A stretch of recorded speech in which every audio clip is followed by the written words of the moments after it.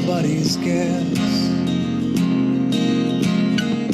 So is it crazy to suggest, what if love, what if love, what if love is all it was? What if love, what if love, what if love is all it was? What if that love still sings, is still alive in everything, moving through the whole universe, rising in the light and dark, hiding in the smallest part, burning like a flame that always burns, like the atoms, like the air, invisible but everywhere. What if love, what if love, what if love is all it was? What if love, what if love, what if love is all it was? What if love were the organizing force by which the beauty of the world emerged, that joined the particles and the molecules and living cells and redwood trees and bees and birds? And what if to act on love's behalf, to practice kindness, is the most natural thing of all? Then when we feel undone, we're sick because we've been spun around on the wheel of despair. We could just breathe it in, reach for that source again, reach out to what's already there. Mystery from whence we came, just for a song, let's give it a name. What if love, what if love, what if love is all it was? What if love, what if love, what if love is all it was? What if love, what if love, what if love, what if love, what if love is all it was? What if love, what if love, what if love, what if love, what if love is all it was?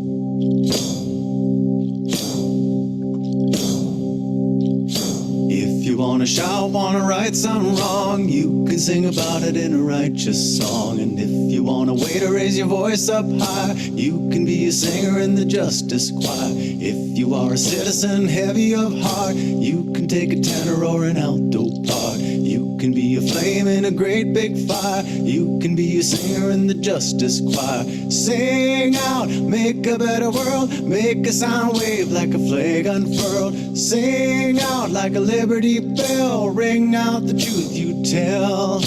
Sing out, make it be known, sing like the trumpets of Jericho. Sing out at the tyrant's wall, sing until the last brick falls. Sing about courage in the face of fear. Sing about light when the darkness nears. Sing about truth to the shameless lie. Sing about freedom in the justice choir. Sing about the weak in the halls of power. Sing about the earth in a desperate hour. Sing about the poor when the rich conspire. Sing about love and the justice choir. Sing out, make a better world. Make a sound wave like a flag unfurl. Sing out like a liberty bell. Ring out the truth you tell.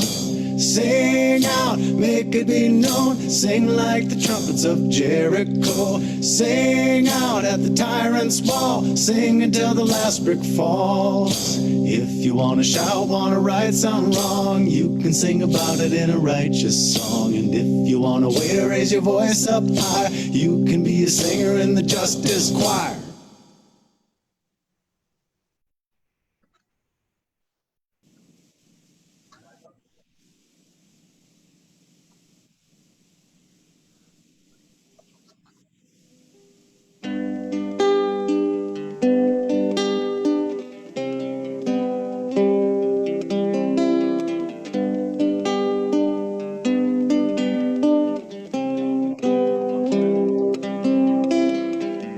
Growing up, I know that it was told me wrong. Keep the different colored folk where they belong. They handed me a legacy, the benefit of doubt. It kept us all together, but it kept the others out. I don't think it's gonna work out on its own. I don't think it's something better left alone. Here we are, a family underneath the sun, fighting for our dignity, forgetting that we're one.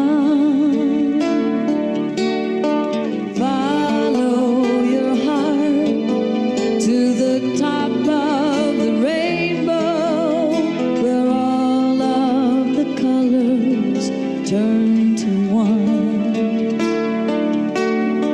There, understand that we can't live divided. It's here for all of us or none. It's the time of man. It's the time of need. It's time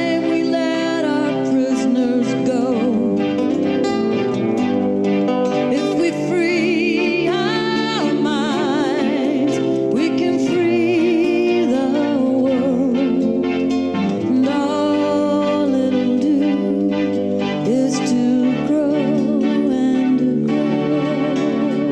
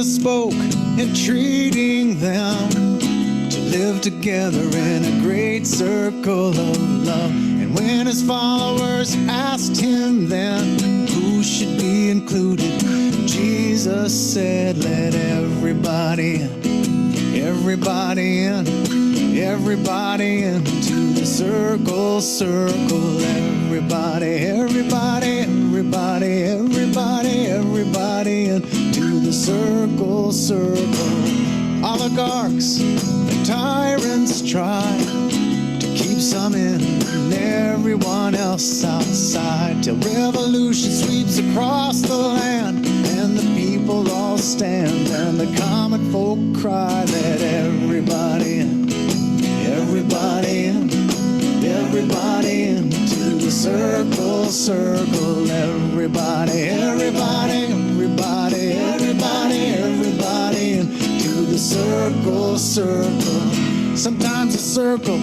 is a class or creed. Sometimes a circle is made of only men. Until Susan B. Anthony says, what about me? Let me in, let everybody in, everybody in, everybody into the circle, circle. Everybody, everybody, everybody, everybody, everybody into the circle, circle.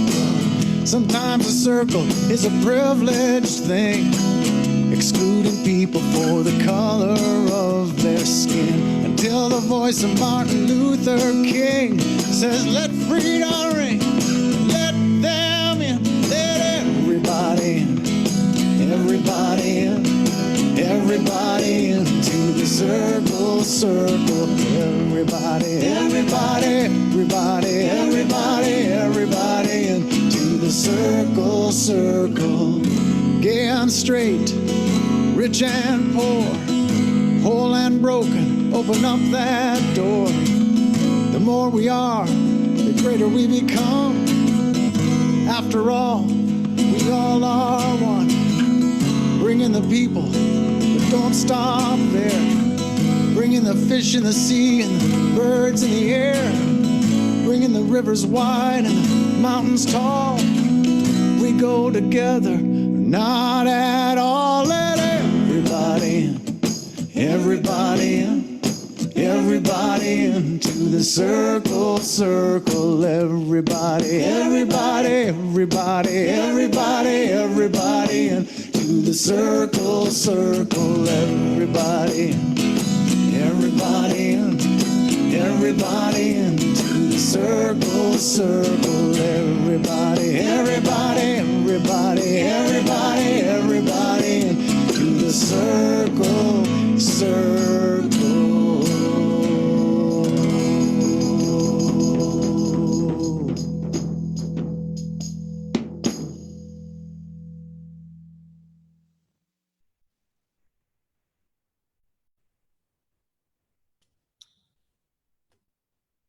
Good morning, folks.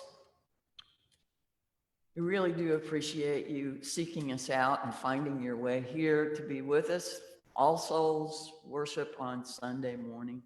We use that word worship in its roots, the Old English, that talks about lifting, elevating matters of worth. And because this is a diverse community, those matters of worth are also widely varied. But we come together around covenant instead of creed. We covenant about how we will treat one another and how we will try to be in this world around us. Kind of amazing how much it's turning right now. Lots of things are rolling over. We'll see where they land, but you know, the more we put in of ourselves, the harder we work to be connected compassionately with one another, the greater the hope for this tremendous movement to succeed. We welcome everybody. We want everybody in. So whoever you are, whatever your age, race, origin, orientation, background, status, ability, identity, if you care to be here with us, you're welcome. We endeavor to treat one another respectfully, even if we have differing paths and opinions. This is difficult work, but it's what we're called to do, and it's what we're standing for or siding with. There are ways, if you would like to be put on our email list, if you would send your email address to the church website, then we'll be glad to add you. I would like to invite our board president to share with us.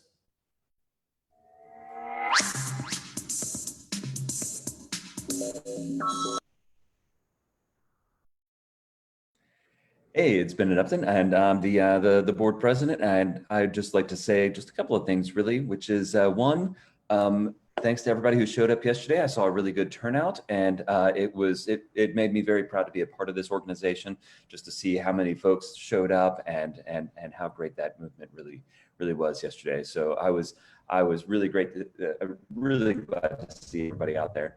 Also, I just want to make sure that everybody's staying as well connected as you would like to be. And so if you don't feel like we've reached out to you, every now and again, it does happen that we miss a couple of folks and maybe don't send you all of the things that you expect. But a brief reminder, just a quick email, or maybe even a note on the Facebook page or something like that. And if you let me know directly, like through an email, that you would like to stay more connected, then I will make sure you get invited to everything.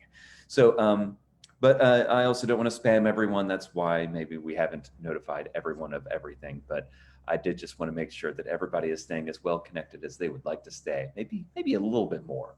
But yeah. So, but thank you for your involvement. And yeah, it's always a pleasure seeing you guys and getting to work with you. And with that, I'm going to hand it back over to Susan.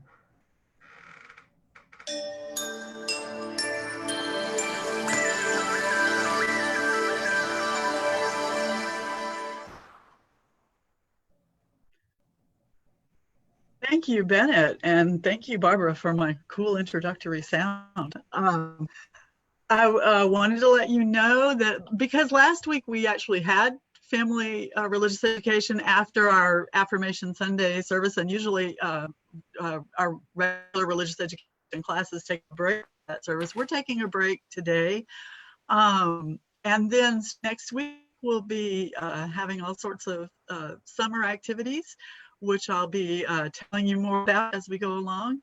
And on that note, if you are an artist or if you have some kind of special skill that you would like to share with some children and youth over Zoom, get in touch with me. I would love to talk with you about that. And I too wanted to second Bennett as far as staying in touch with the church. If you are not on our email list and would like to be, if you put your email in the comments, I will add you. I usually go back and through the playback and look at the comments and get anyone that requests information. I try to honor those requests. So please do put your email in there, and any other comments that you have about the service or about activities going on. As far as our afternoon schedule next week, we'll probably kind of play it by ear in terms of what other kind of actions are going on around town, because like Bennett, I am heartened to see our members show up for these things that are happening in the 45 days of action, which, by the way, if you are on Facebook, if you can join that group, 45 days of action, it's a good way to find out what is going on. And I will pass it back to Reverend Barbara.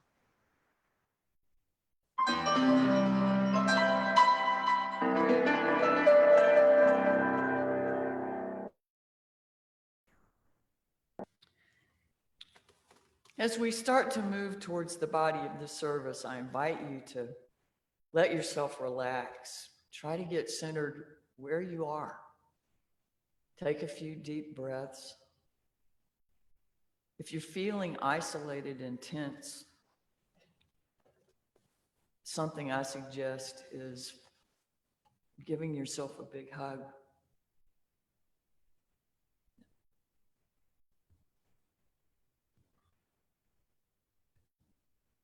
Imagine someone you care about deeply holding you close.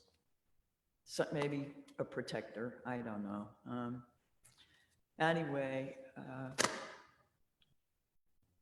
we will continue to meet this way for a while, and we're trying to get some things moving for some interesting interactions. But for now,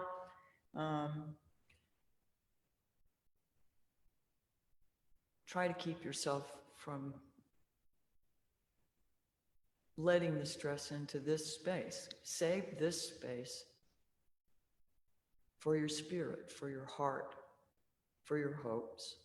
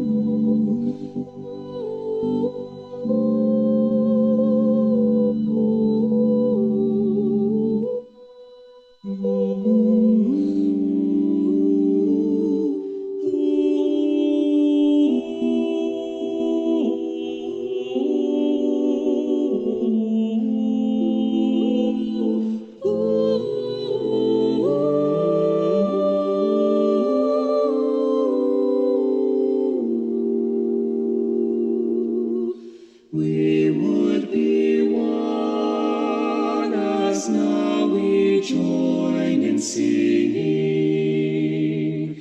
our hymn of love to pledge ourselves anew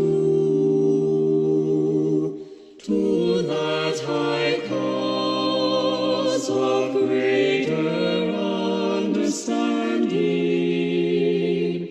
of who we are and what in us is true.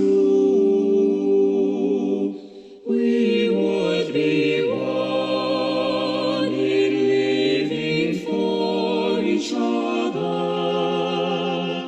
to show to all a new community.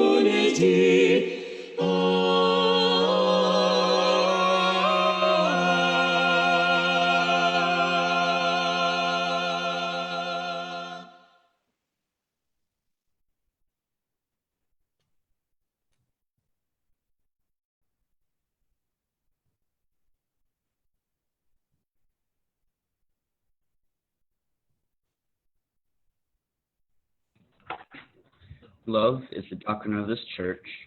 The quest for truth is in sacrament, and service is its prayer.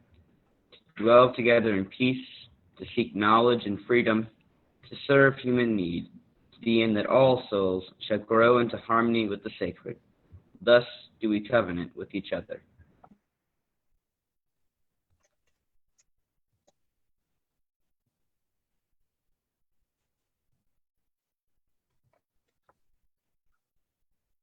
Good morning. And before I begin, I did want to say how honored we are to welcome Brittany Turner as our guest speaker today. And I will say more by way of introduction of her a little while, but she is someone who has really carried allyship into advocacy, and you'll find out very soon the reason that we asked her to be our speaker today. As we are called to worship, there's so many memes nowadays featuring the Reverend Dr. Martin Luther King Jr.'s iconic quote, "Darkness cannot drive out darkness, only light can do that. Hate cannot drive out hate, only love can do that." And that is so true.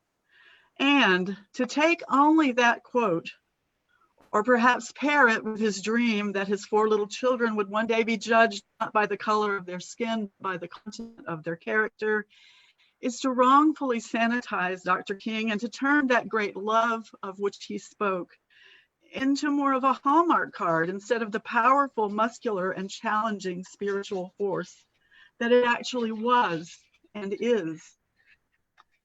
King also wrote in his letter from a Birmingham jail, "I have almost reached the regrettable conclusion that the Negro's great stumbling block in his stride toward freedom is not the white citizens counselor or the Ku Klux Klaner, but the white moderate, who is more devoted to order than to justice, who prefers a negative peace, which is the absence of tension, to a positive peace, which is the presence of justice." And in the present day, anti-racist author and teacher Robin DiAngelo writes, "If, as a white person, I conceptualize racism as a binary and I see myself on the not racist side, what further action is required of me? No action is required at all, because I'm not a racist, and therefore racism is not my problem. It doesn't concern me, and there's nothing further I need to do. This guarantees that as a member of a dominant group, I will not build my skills in thinking critically about racism or use my position to challenge racial inequality." We must acknowledge that white supremacy culture is something that exists even outside the presence of actual white supremacists.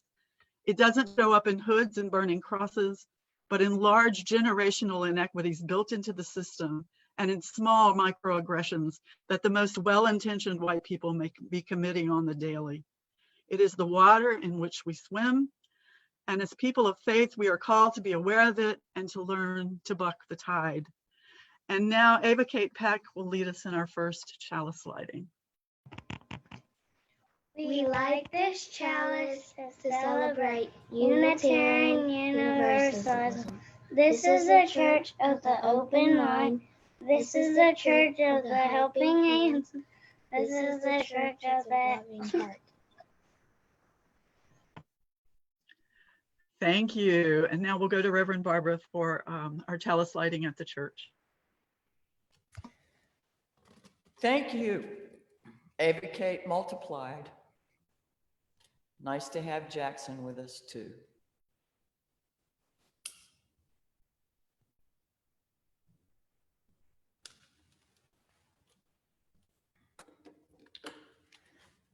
The church is not a place, it is a people. The church is not a steeple above the tree line, streets and cars.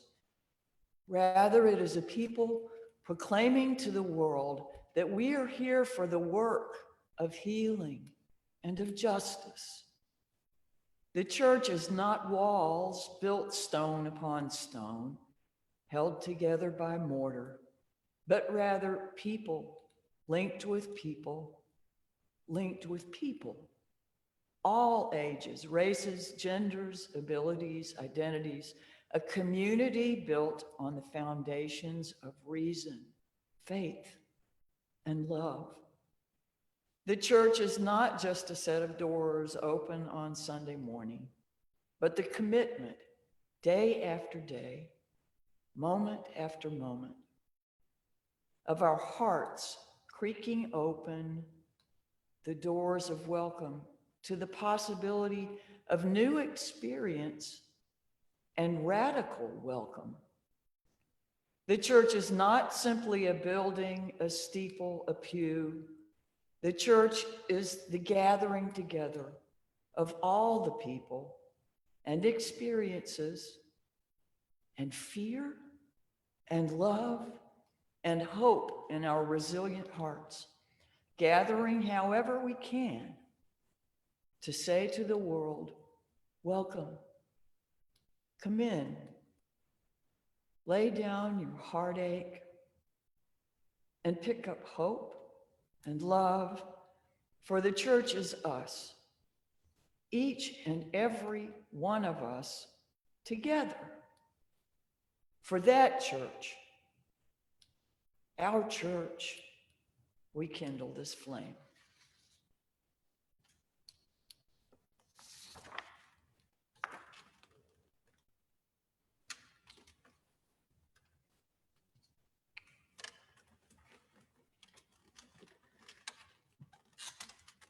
This is a song I wrote before 2008.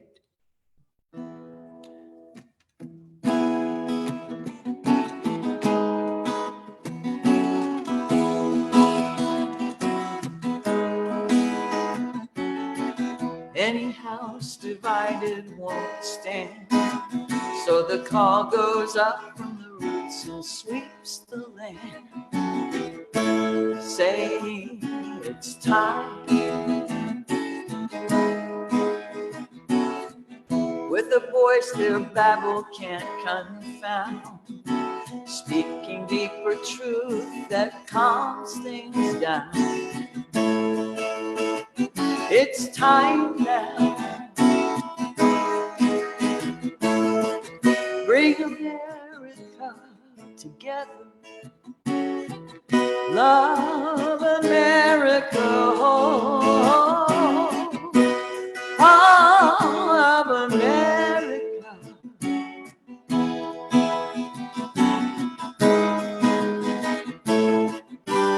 Times are changing, rapidly changing, fully engaging us all.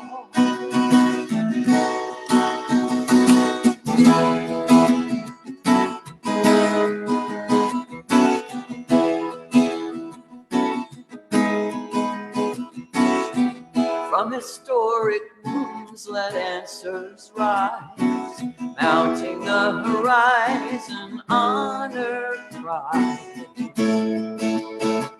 It's time now. Bring America together. Love America.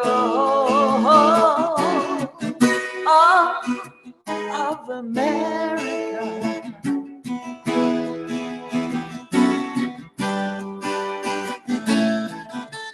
Will our children pay the price of seed we're sowing now?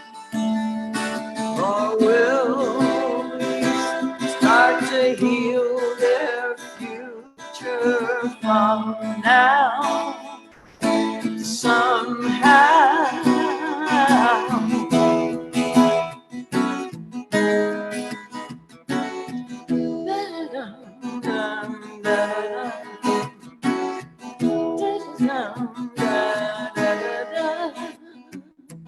Like water wears away the stone, all of us together shape this home. It's time now. Bring America together. Love America. All of America.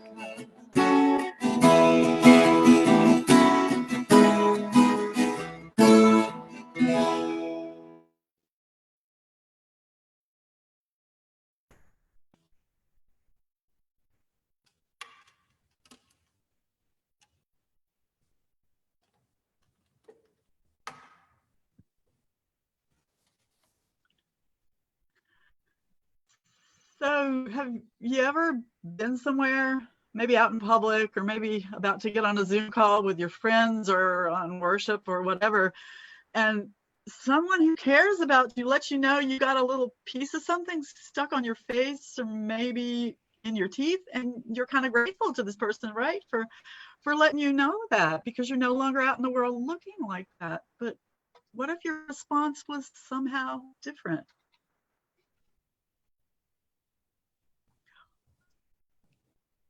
Susan, I think there's something on your face right there.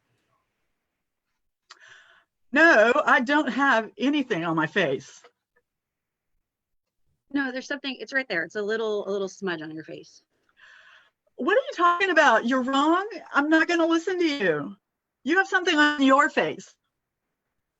That's reverse facism. I don't want you to be embarrassed, but there's something there. You must be joking. I am an expert face washer. I have studied face washing for years. I washed faces in the 60s when we protested dirty faces out in the streets. How can you say that I have something on my face?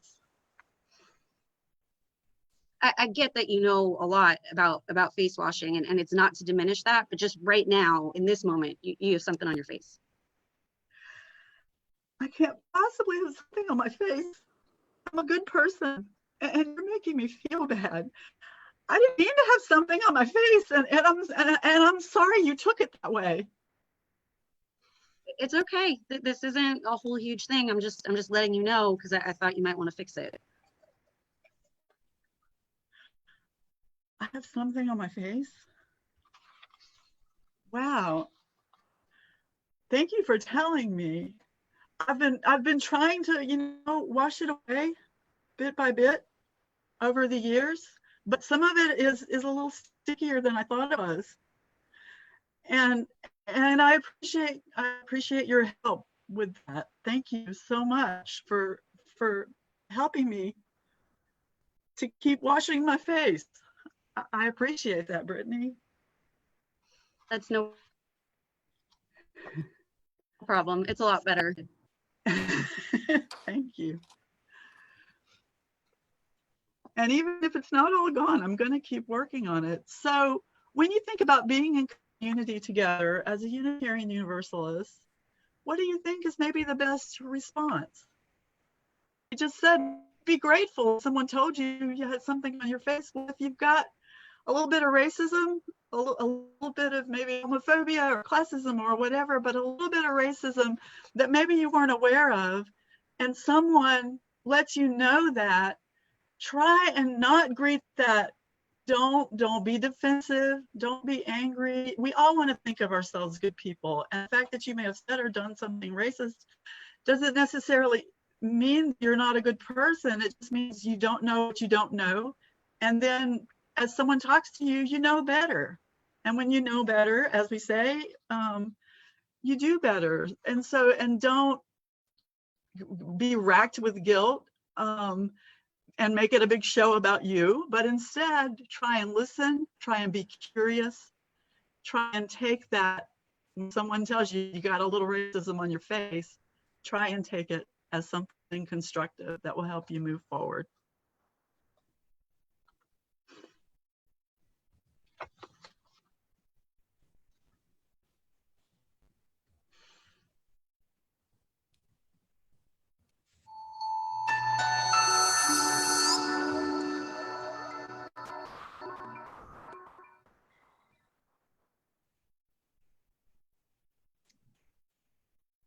Good morning.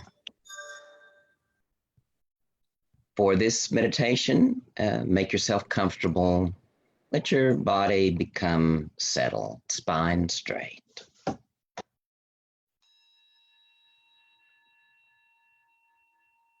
And begin by shifting your attention to your breathing. And imagine breathing in and out of your heart space, a deep and nurturing, slow breath. And as you go more deeply into that heart space, reflect on the many different hopes and fears, likes and dislikes that come and go in your experience. Feelings about objects and people, needs and concerns, and that no matter how varied these concerns may be, no matter how changeable, as you go more deeply, you can find an underlying core desire. You want happiness. You want freedom from suffering. You want well-being and freedom from insecurity and discomfort. Take a moment to wish yourself well. Say, may I be happy. May I be free from suffering. Now think of someone you like, someone dear to you. And notice they have different experiences, differing likes and dislikes from you. But at the core, they too want happiness and freedom from suffering. They are an expression of the same life energy, same being as you. You can say to yourself, I honor that place in me and that place in you where there is only one of us. Now think of someone neutral, someone who at first glance you have little in connection with. Reflect that they share the same core desire for happiness and freedom. They share the same needs and fears as you. They are an expression of the same life and being that lives through you. And you can say, I honor that place in you and that place in me where there is only one of us. Now pick someone a bit more challenging, someone with whom you experience disagreements or conflicts. And notice that beneath any surface differences, they too, at the core, want happiness and freedom from suffering. They share the same needs and fears that you experience. And say, this is the same life I am. I honor and cherish that place of being and becoming in you, and that place of being and becoming in me, where there is only one of us. And now let images of others arise. People of all ages, orientations, beliefs, and ethnic backgrounds, people of all races and colors, people whose beliefs and actions you would not support, even those who have chosen separation, all and everyone. Recognize that they share the same needs and fears, the same vulnerability to change and loss, and the same potential for joy and wisdom and kindness. And say, all of these people are expressions of the same energy and presence that I am. They are the same life that I am. There is no other. I honor and cherish and respond to that place in me and that place in them where there is only one of us. For a moment, let that awareness of interbeing and connection, interdependence and equanimity expand and radiate, touching all people in the web of shared community.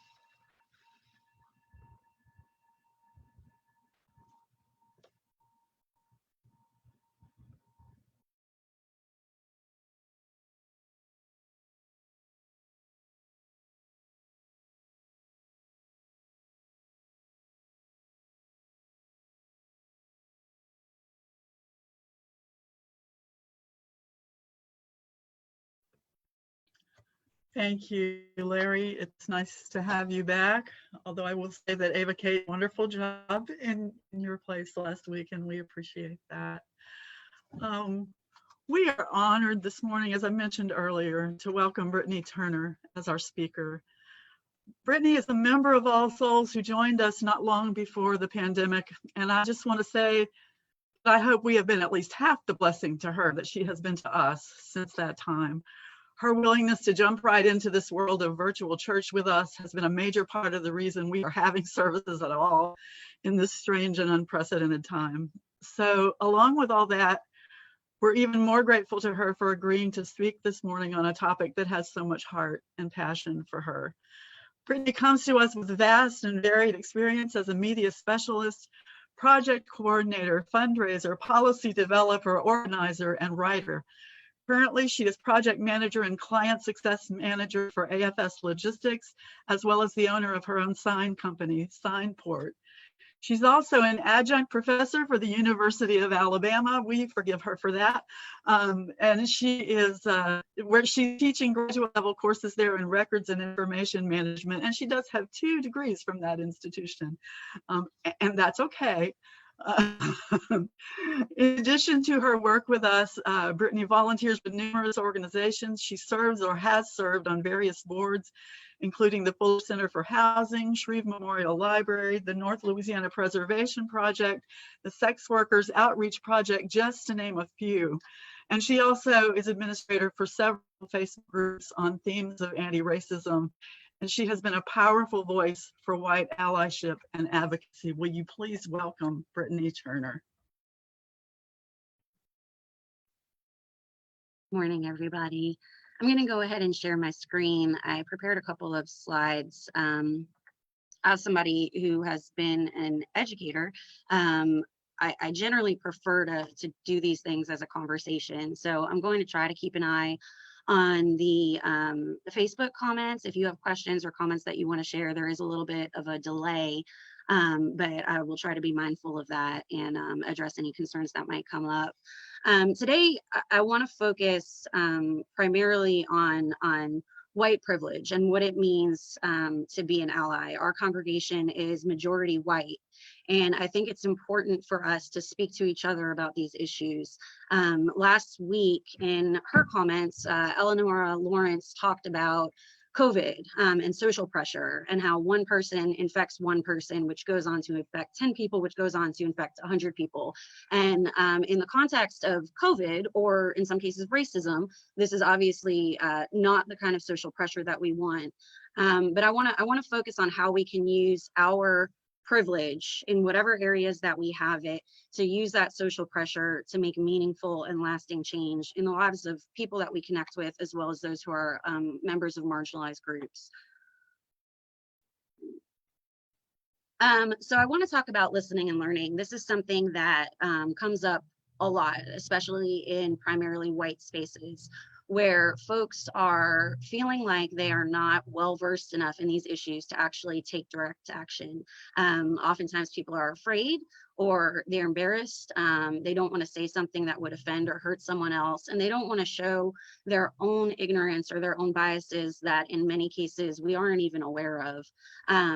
I can assure you I have internalized racism. Everyone does. All white people do. And we all benefit from systems that have been constructed on racist and oppressive practices. And it's our responsibility to take a look at that in ourselves and in the other people that we connect with and really work to change that. When I talk about doing the work, I'm generally talking about getting out there and doing something, taking some kind of direct action to support the groups that are organizing for their own relief from oppressive systems. But this work is something that we do have a responsibility to do. And I think it's something that we need to be more mindful about doing every day and doing in a way that isn't just as a practice for self-growth or being able to say, well, I'm an ally and I've accomplished these things. We need to question our motives, even in that growth, and make sure that we're doing them for the right reasons. When we're listening and learning, I think it's important to be aware of who we're listening to and what is it exactly that we're learning. And more importantly, how is that translating to action? I think there's value to be had in conversations by white people amongst other white people, but this isn't our issue. And we really need to be listening to the voices who are speaking to their lived experiences with racism. Using listening and learning as a reason to not be active, saying I need to learn more and I need to be more well-versed in this and I need to understand the perspective of other people is not an excuse. we need to get out there. We need to make mistakes. Sometimes the most meaningful learning experiences come out of those mistakes and come out of situations where we felt conflict or felt defensive and had to really look at our own actions and see how those are supporting these systems. I encourage everyone to stretch. Rather than focusing your efforts on your thoughts and your feelings and your opinions, try to emulate the actions of folks who are out there doing the work in a way that you would like to be doing, but maybe feel insecure about. Don't let your fear or your potential embarrassment stand in the way of actually getting out there and doing it. I can assure you that if people know you are working and you are trying, you're not going to get any kind of, lambasting for making some kind of mistake. People understand, and the most important thing is showing up. A lot of times in groups that are primarily white, I've seen a situation where we kind of get stuck in this whirlpool where we spend so much time talking about our procedures and how we do this and what does everyone feel and what does everyone think, that we really lose sight of the bigger goals. And I think those conversations need to be recentered on what we are trying to do. And the answer every single time needs to be, we are helping Black people, or we are helping LGBT people, or we are helping people who are impoverished, or whatever group it is that you're working on behalf. If you're spending so much time on yourselves, are you really providing service and support to the communities that need you?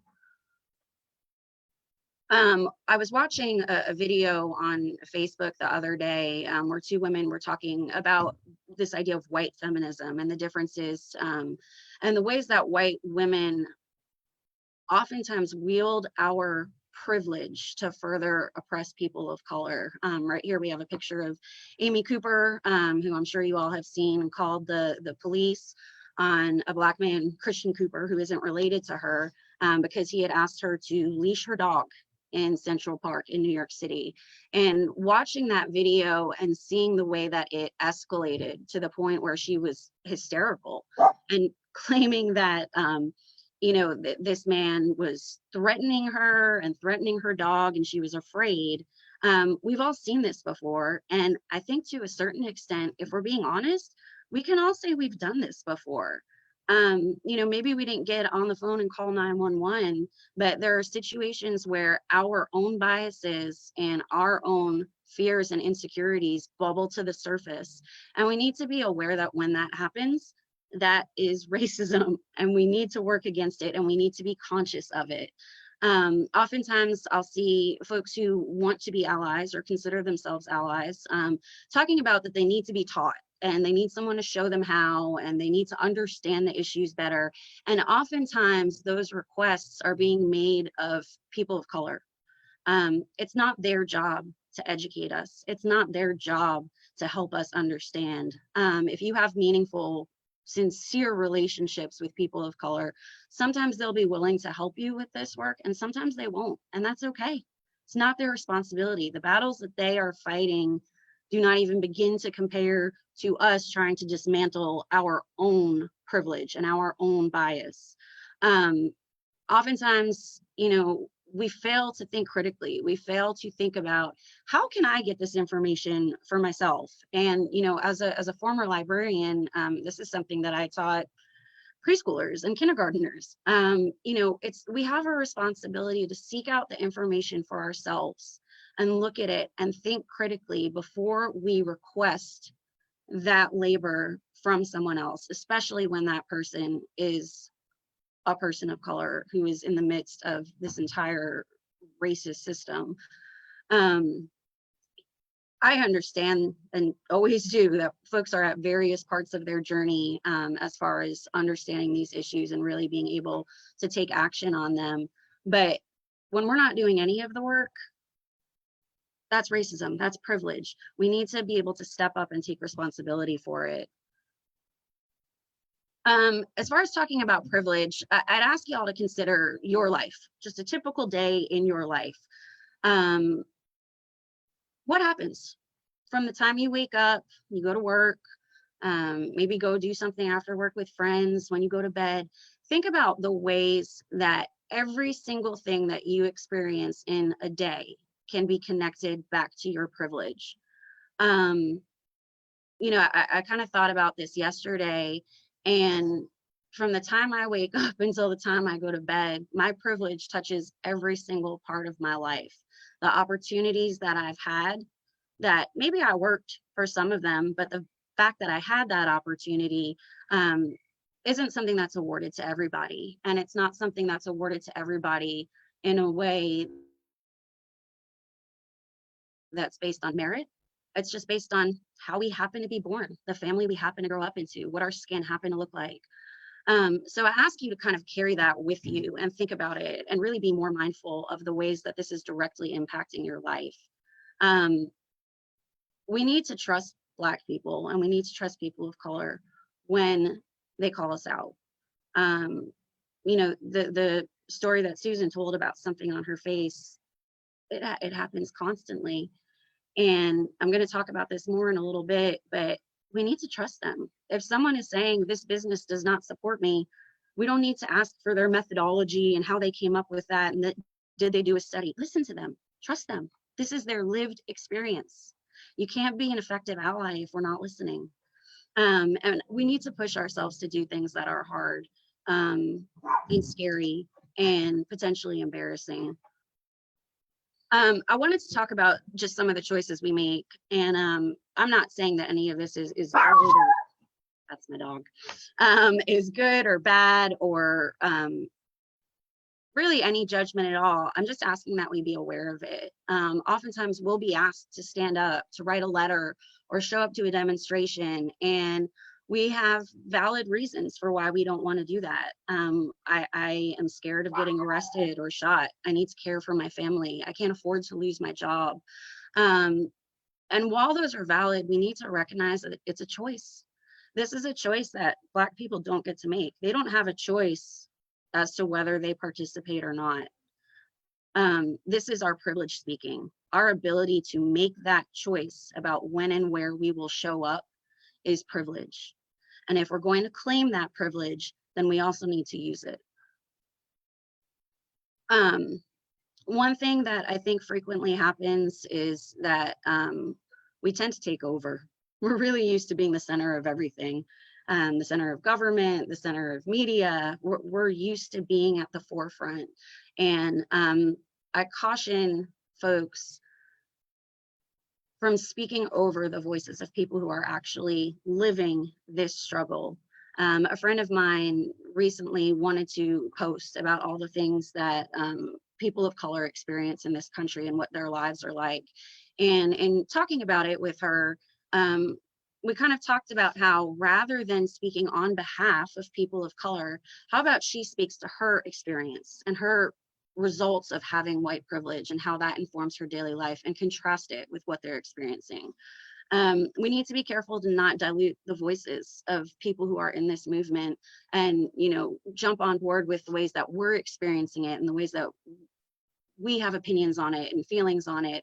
Their voices need to be at the forefront, and it's our responsibility to amplify that, not talk over it.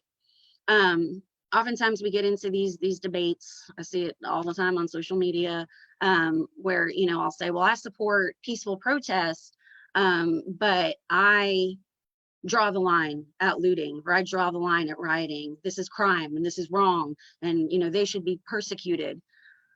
You haven't lived their experiences, and it's not your place to have an opinion on it. It's not your place to talk about what people of color should or shouldn't be doing. It's our responsibility to support them in their movement in the way that they feel it needs to move forward. You may hear people talking about performative allyship and trying to get recognition. If you're doing the work, you don't need to tell everybody about it. Go do the work. If I'm doing something because I'm expecting a pat on the back or a good job or we appreciate you, am I really doing the work? Or is that my privilege? Is that my internalized racism needing someone who is literally afraid for their life to take a step away to assuage my guilt and say you're doing a great job? You don't need the affirmations. You're not doing this for attention. You're doing it because it's the right and moral and just an ethical thing to do. I say call outs as a gift. And as Susan pointed out, if someone is telling you that you are engaging in a behavior that's problematic, we owe it to the movement and we owe it to ourselves to listen and to reflect on that and to not become defensive and not try to explain what we were trying to do. And well, I didn't know. It's okay. You didn't know. It's a gift. Say thank you and use the gift. Another area that I think is really challenging for white folks to navigate is your relationships with your friends who are people of color, and right now, especially Black friends. Every time that we question their experience or say, you know, well, that person definitely didn't mean it that way because they're a good person and I go to church with them and I know them and they would never say that. We're diminishing their experience. We're questioning the validity of what they are experiencing. And it's not our place to do that. And we're not being friends and we're not being allies when we do it. When we ask Black women and men and people of color to help us, recognize that you're asking them for emotional labor that they don't have the capacity sometimes to give to you. And sometimes they don't want to. They didn't make us this way. It's not their job. We have a responsibility to do the work in ourselves. One other thing that I wanted to touch on is tokenism. You know, if you have Black friends or family and you talk about, oh, well, I have a Black friend or I have a Black family, are you contributing to those relationships? Is it a meaningful relationship or do you have it so that you have a Black friend?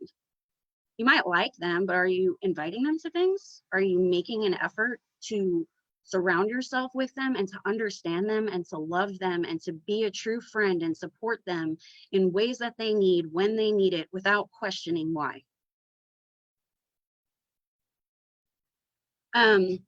One thing that I've seen come up often, usually in circles of white women who are trying to become more educated on these issues, is a lack of understanding of intersectionality. One example that I'll use, we sometimes see it with LGBT issues and the crossover between Black people and LGBT people and ways that they do not support each other. We need to understand that oppression of one group is oppression of all groups. It doesn't matter which group you're a part of. It doesn't matter who comes first. It doesn't matter which one we're talking about. We need to be working to end oppressive systems against all people. That's not to say, you know, all lives matter. They do, but that's not what we're talking about right now. And it's not the time to start introducing our own personal issues into someone else's movement. We need to be there for each other every single time. I wanted to touch on a couple of actions. Susan, give me a thumbs up if I'm okay on time. Okay, so I wanted to touch on a couple of actions that are happening in this community that you can take part in, even if you feel like you're still doing the work of unlearning racism. That's not a prerequisite to anything. We should be doing it all the time, and we should be taking action all the time. You're always going to be learning. There's no end point. Brent Mason is a trainer and an officer with the Shreveport Police Department who posted on Facebook a few weeks ago his opinions about George Floyd and what happened in that situation and what his cause of death was and the appropriate use of force in that situation. He has since been put on administrative paid leave. And this is a post that he made while on administrative paid leave for doing exactly these kinds of things.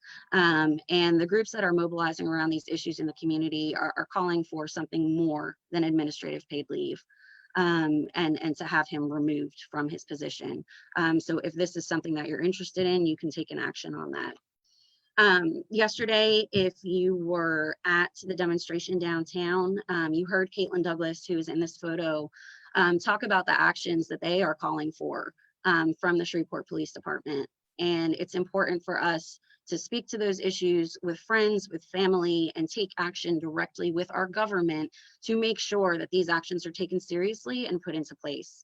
As white people, our voice, by virtue of our privilege, is oftentimes heard more than a Black person asking the same questions and making the same demands. And we need to be responsible for getting on board and putting our support behind that and using this privilege that we got unfairly to actually do some good.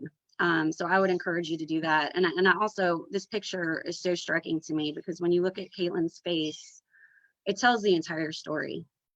Her face is determined, it's hopeful, it's grieving, it's furious. All of these things are real and things that she should never have had to experience. And we have a responsibility to support her work and their work. I wanted to highlight a few folks who have died in Shreveport, two of them very recently in April. Tommy McLaughlin and Wavy Austin were both, I have to be careful what I say, both died while in police custody in April. And the DA's office has convened an investigation into both of those deaths. And unfortunately, the Shreveport Police Department has not been forthcoming with the evidence that they have requested. This is something that we can demand. We can stand up and we can say, this is not something that is to be withheld. This is something that needs complete transparency and needs to be moved forward. Vontasia Bell was a Black trans woman who was shot and killed in Cedar Grove 647 days ago. And her case is still under investigation. She was 18 years old. We have a responsibility to make sure that the person who killed her is brought to justice. And there are people in this community who know exactly who that is, and they need to come forward.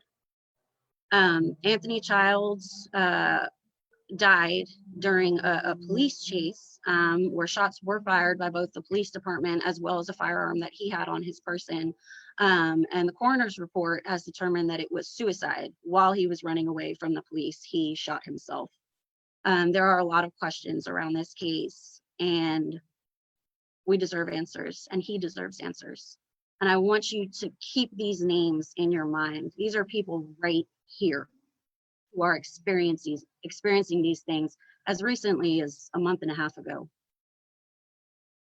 We owe it to them to demand answers, and we need to use our power to get them.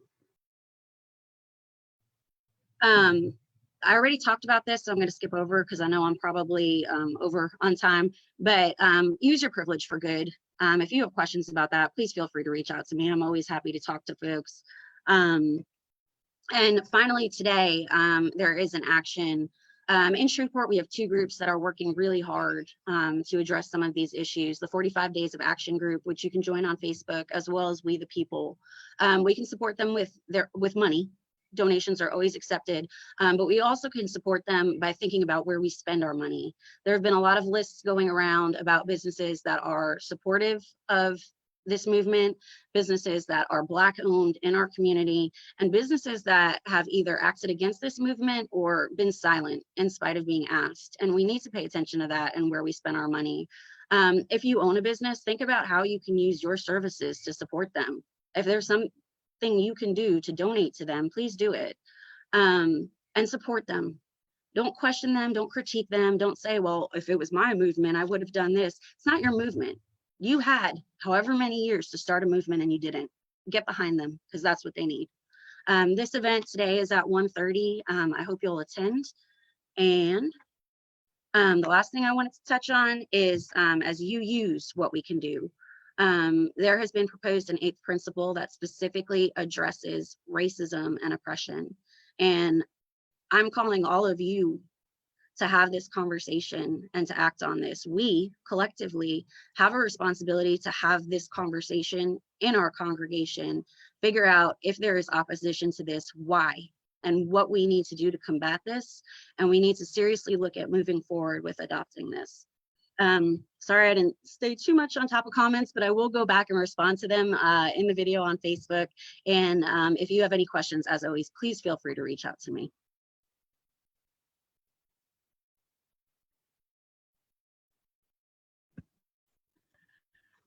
Thank you so much, Brittany. We appreciate all of that. It was very rich and a lot of information and a lot of good stuff for us. Thank you. And Barbara will lead us in a song now. It's not a whole lot of complication to this one. It's pretty easy to sing along with, and I hope you will maybe internalize the words, see if you're ready.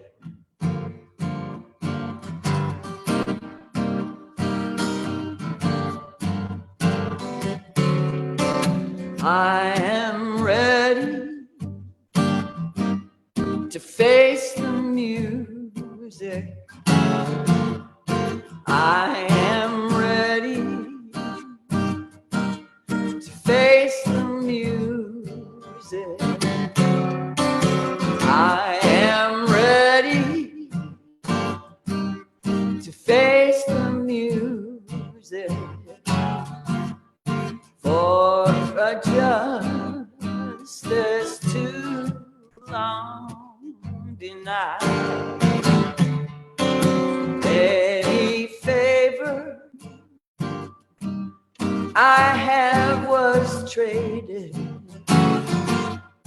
Any favor I have was traded. Any favor I have was traded for a justice too long denied. The first shall be last, the last be made first. First shall be last, the last be made first. First shall be last, the last be made first. For a justice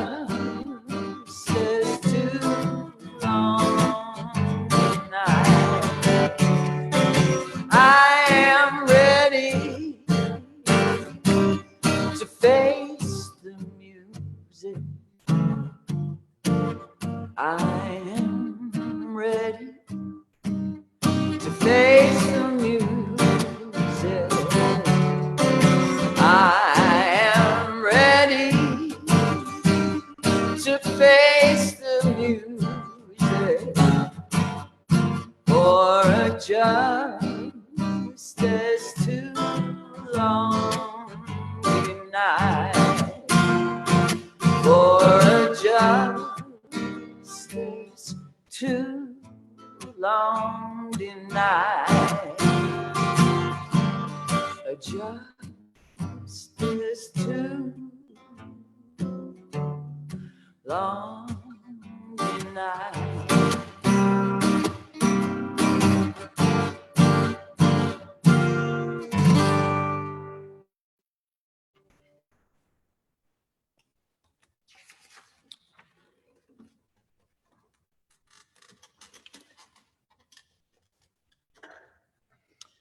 Let the only burning be the fire of commitment.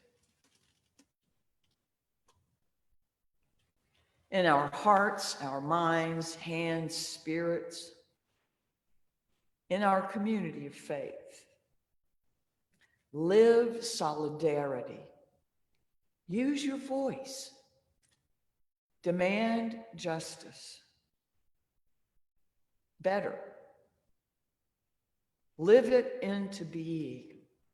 Cry out for others to join you. Name hate as hate without shrinking back, without letting embarrassment or false humility or resistance or apologies for white skin get in the way. Direct all of that energy to action, standing with, speaking out, being impassioned about the violent ending of so many Black lives. Precious, precious, precious lives. Say it for every life that has been taken. You'd never stop speaking. outraged. Racism is alive. It will never die of old age, ancient though it is. Rather, it must be buried by human awakening to equality incarnate. Participate in the movement. Call out those perpetuating violence against Black people and Black communities. Demand action for those in power, from those in power, the press, the government, and everywhere this story is not being told. Live differently. How? Find out together. Struggle to awaken. There is no safe place from which to simply observe. All are already involved. Listen more often than speaking. Speak more often than being silent, when your words or actions could change the world even just a bit, in the flesh, in real time.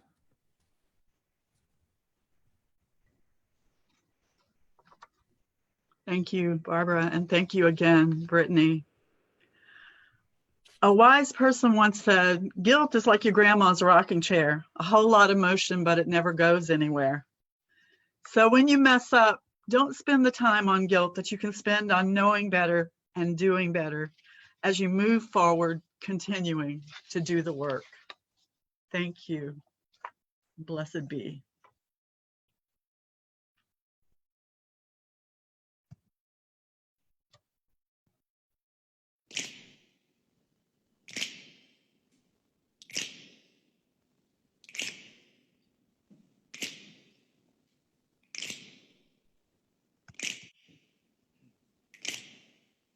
We shall be known by the company we keep, by the ones who circle around to tend these vibes. We shall be known by the ones who sow and reap the seeds of change alive from deep within the earth. It is time now.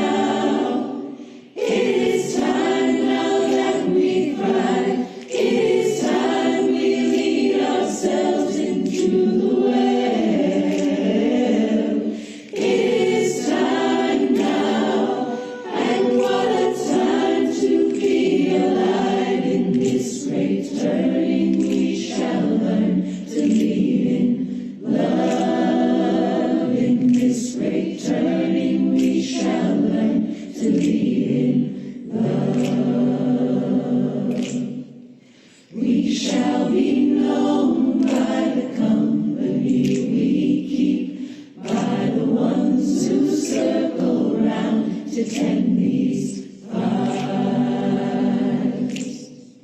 We shall be known by the ones who sow and reap the seeds of change alive from deep within the earth.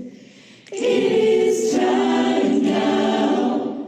It is time now that we thrive. It is time we lead ourselves into the well.